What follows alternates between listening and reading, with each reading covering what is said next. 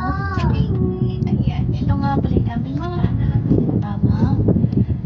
Turo muna tayo habang cancel lang kanilang face-to-face dahil sa pagdami ng flu ngayon sa iba't ibang school.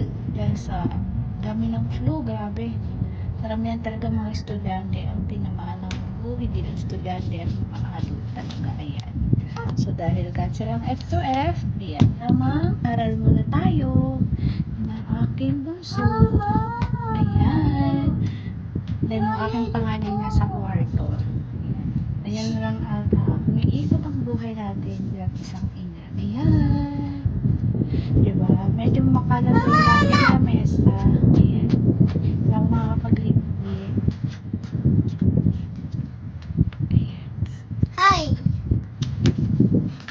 Hi. And then, after nyan mamaya, ayusin ko naman yung ating go bag. Keep safe everyone. Hindi natin masasabi kung kailan tatama ang lindol. Tulad ngayon, tumama na naman ang lindol sa Cebu. Ayan. Kaya dapat doble ingat po tayong lahat. At maging ready. Thank you for watching.